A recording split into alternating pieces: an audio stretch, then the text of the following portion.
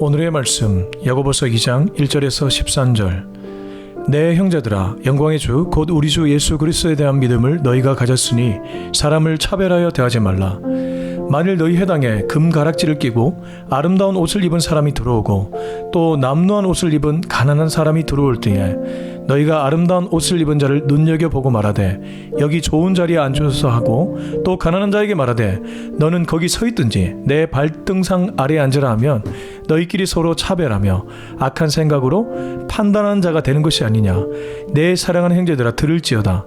하나님이 세상에서 가난한 자를 택하사 믿음에 부유하게 하시고 또 자기를 사랑하는 자들에게 약속하신 나라를 상속으로 받게 하지 아니하셨느냐. 너희는 도리어 가난한 자를 업신 여겼도다. 부자는 너희를 억압하며 법정으로 끌고 가지 아니하느냐. 그들은 너희에게 대하여 일컫는 바 그 아름다운 이름을 비방하지 아니하느냐. 너희가 만일 성경이 기록된 대로 내 이웃 사랑하기를 내 몸과 같이 하라 하신 최고의 법을 지키면 잘하는 것이거니와 만일 너희가 사람을 차별하여 대하면 죄를 짓는 것이니 율법이 너희를 범법자로 정죄하리라.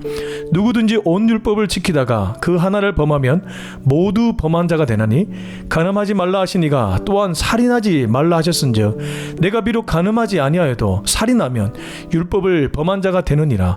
너희는 자유의 율법대로 심판받을 자처럼 말도 하고 행하기도 하라.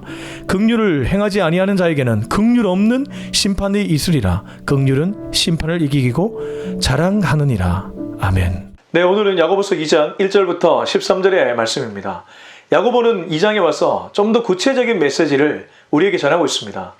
그는 행함의 믿음을 강조했던 그런 사람이었습니다. 기독교인이 좀 더 구체적인 삶의 현장에서 그리스도인답게 실천하며 살아가기를 원했던 것이죠. 2장에 와서 그는 보다 구체적인 메시지를 전하는데 먼저는 사람을 차별하여 대하지 말라고 얘기합니다. 1절입니다. 내 형제들아, 영광의 주 곧 우리 주 예수 그리스도에 대한 믿음을 너희가 가졌으니 사람을 차별하여 대하지 말라. 여기 차별하여 대하지 말라는 이 구절의 앞에 보면 그리스도에 대한 믿음을 너희가 가졌다 이렇게 얘기합니다.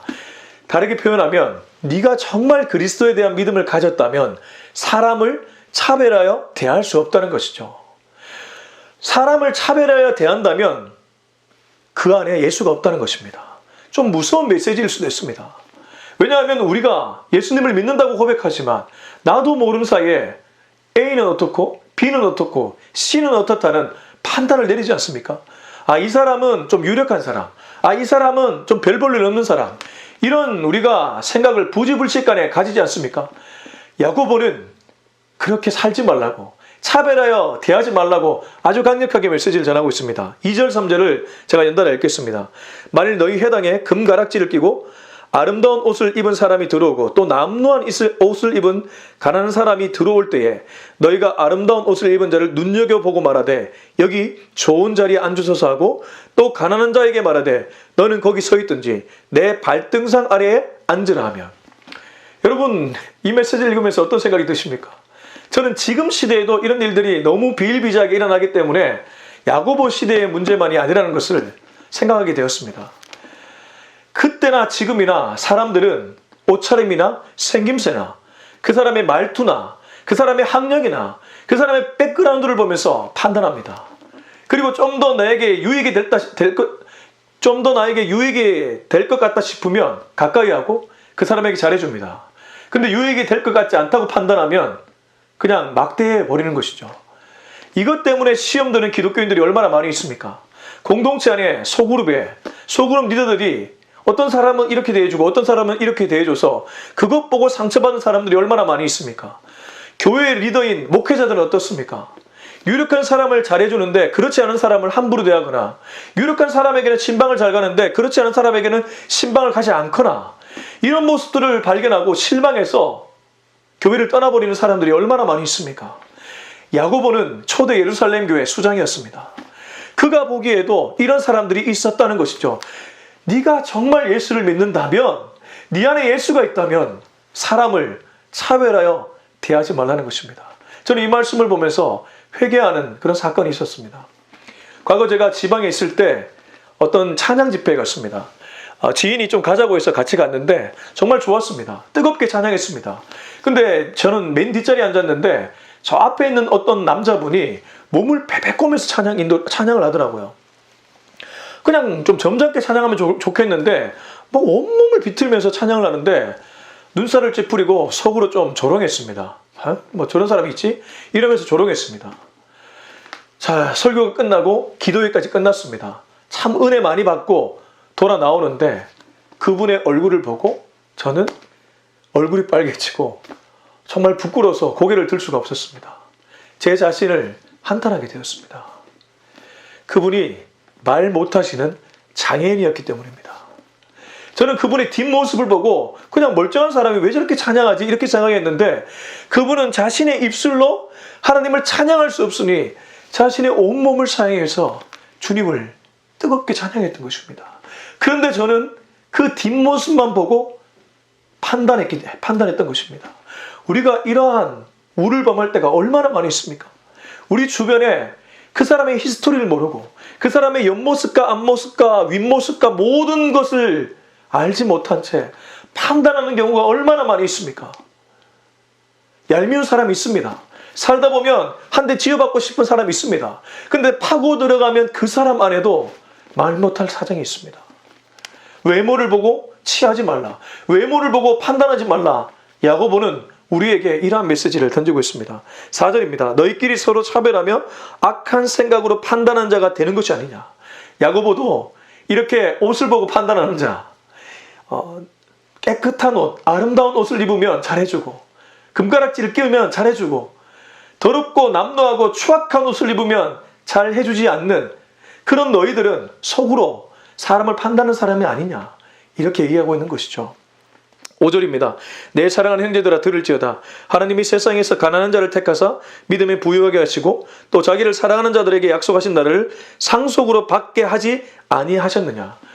우리는 이렇게 사람을 판단하고 내가 마음대로 재단하고 있을 때 하나님은 오히려 그런 사람을 선택하셨습니다. 가난한 자를 선택하셔서 그의 믿음을 풍성하게 부유하게 만들어 주셨다는 것이죠. 실로 그러합니다. 예수님이 이 땅에 오셔서 누구를 가까이 하셨습니까? 바리새인과 율법학자들, 장로들이, 대제사장들이 멀리했던 세리와 여인들, 창기들, 기생들 이런 사람들을 예수님은 가까이 하셨습니다. 그럴 필요가 없었는데 그를 가까이 하셨습니다. 그리고 때로는 그의 믿음이 크다고 칭찬해 주셨습니다. 선한 사마리아인 비유도 마찬가지입니다. 제사장들과 레위인은 아픔을 당한 사람을 보고도 피해 지나갔지만 예수님은 사마리아인의 말로 정말 사람을 사랑하는 사람이라고 말씀해 주셨습니다. 오늘 이 말씀도 마찬가지입니다. 하나님은 가난한 자를 선택하셨고 오히려 그 사람을 믿음으로 부욕해 해 주셨습니다. 뿐만 아니라 그에게 영원한 나라의 유업을 상속으로 주셨습니다. 이 천국 가는 것은 어떠한 사람도 차별이 없죠. 예수님을 믿으면 모두가 천국 갈 수 있는 차별 없는 그러한 아름다운 하나님의 선물입니다. 이 선물을 받은 사람이라면 이 땅에 매이지 않는 그런 인생을 살아야 될 것입니다. 목회자인 저부터 그렇게 살아야 되겠다고 오늘 이 시간도 다짐하게 됩니다. 7절입니다. 6절입니다. 너희는 도리어 가난한 자를 업심여겼도다. 부자는 너희를 억압하며 법정으로 끌고 가지 아니하느냐. 우리는 가난한 자를 억압했는데 오히려 부자가 우리를 억압하며 법정으로 끌고 가지 않냐. 실로 그러합니다. 우리에게 피해를 주는 사람들을 가만히 보십시오. 힘없고 나약한 사람들이 우리에게 피해를 줄 수 있을까요? 속으로 시기나 질투를 할 수 있을지 모르겠지만 그가 결정적인 피해를 우리에게 주지는 못합니다.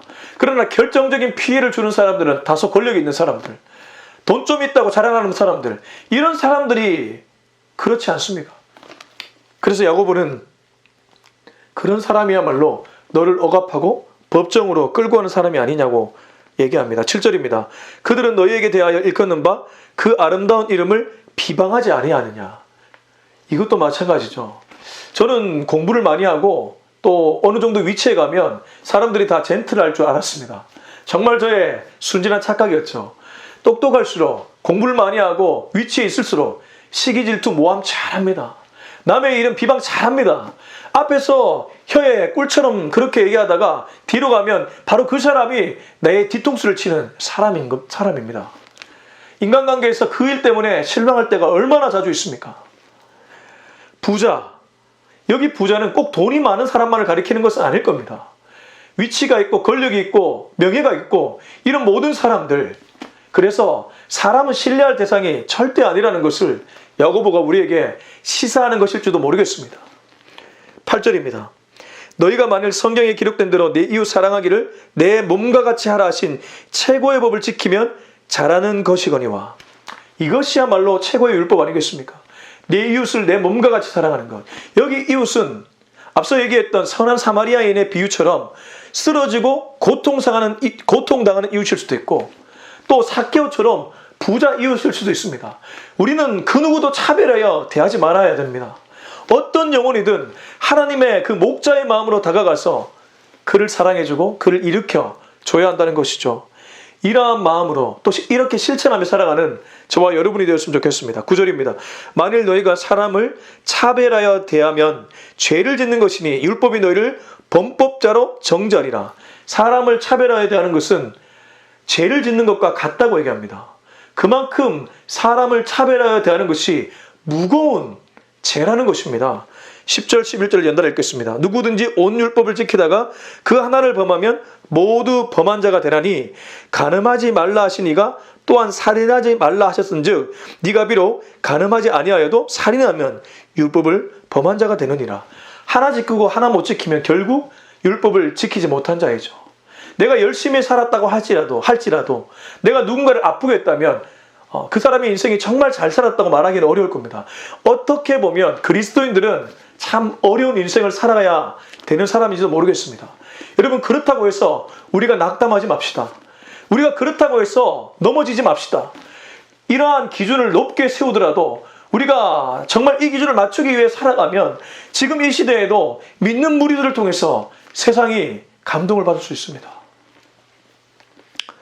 12절입니다. 12절 13절을 연달아 읽겠습니다. 너희는 자유의 율법대로 심판받을 자처럼 말도 하고 행하기도 하라. 긍휼을 행하지 아니하는 자에게는 긍휼 없는 심판이 있으리라. 긍휼은 심판을 이기고 자랑하느니라. 너희는 자유의 율법, 하나님의 말씀대로 심판받을 자처럼 말도 하고 행하기도 하라.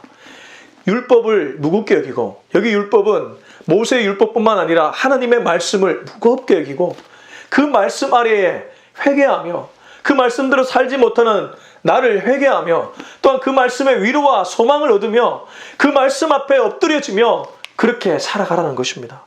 그래서 긍휼이 행하지 아니하는 자에게는 긍휼 없는 심판이 있으리라. 긍휼은 심판을 이기고 자랑하느니라.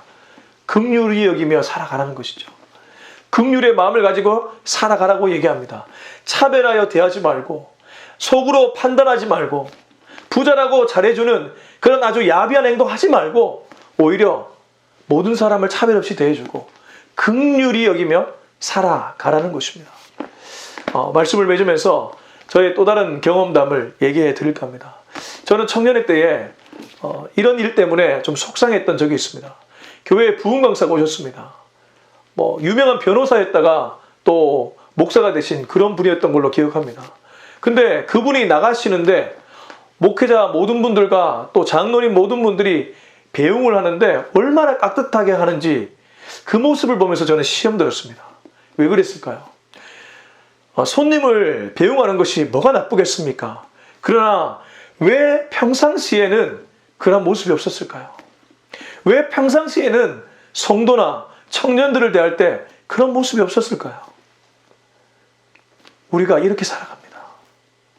평소 그 사람의 말투, 평소 그 사람이 사람을 대하는 행동, 평소 그 사람이 내 옆에 있는 사람을 대하는 그 모습이 영성이라는 것입니다. 그 사람의 영성이라는 것입니다. 말하기는 우리 모두가 사람을 차별하게 대하지 않고 정말 내 이웃을 내 몸처럼 사랑하는 그런 사람이 될 수 있길 주님의 이름으로 축원합니다. 기도하겠습니다. 우리 시간 함께 기도했으면 좋겠습니다. 오늘도 어찌 보면 좀 무거운 말씀일 수 있지만 이 말씀을 우리가 우리 수준으로 끌어내리지 않았으면 좋겠습니다. 비록 우리가 언제나 사람을 속으로 판단하고 정죄하고 재단하고 차별해 대할지는 몰라도 하나님이 야고보를 통해 이렇게 말씀하셨다면 앞으로 우리가 이렇게 살아가게 해달라고 하나님께 한번 부르짖었으면 좋겠습니다. 하나님, 나를 불쌍히 여겨주시고 내일 모레 남아있는 여생 동안 그렇게 살게 하여 주옵소서. 우리 같이 한번 기도하겠습니다. 하나님 아버지, 어제 나는 사람을 차별해 대했습니다. 과거에 나는 차별에 대했습니다. 옆에 있는 사람을 사랑하지 못했습니다. 평소 사랑하지 못했습니다. 하루의 삶 속에서 옆에 있는 가까이 있는 사람을 그렇게 대하지 못했습니다. 주여 불쌍히 여겨 주옵소서. 그러나 오늘 말씀을 들었습니다. 이 말씀을 통해서 거듭나기를 원합니다. 야고보가 우리들에게 메시지를 주고 있습니다. 차별하여 대하지 말라는 이 메시지를 무겁게 받아들입니다. 하나님, 부자나 빈자나 많이 가진 자나 적게 가진 자나 차별하여 대하지 않는 우리가 되게 하시고 주님의 목자의 마음으로 한 영혼 한 영혼을 보살필 수 있는 우리 모두가 되게 하여 주옵소서. 이제는 우리 주 예수 그리스도의 은혜와 하나님의 사랑과 성령의 위로 교통 충만하신 기름 부으심의 역사가 오늘 야고보서 2장 1절로 13절의 말씀을 나에게 주는 하나님의 놀라운 메시지를 듣고 사람을 차별하여 대하지 않으며 부자나 빈자나 동등하게 대하며 한 영혼을 아낄 줄 아는 마음으로 살아가기를 다짐하는 우리 모두의 머리 위에 지금부터 영원토록 함께하기를 간절히 축원하옵나이다. 아멘.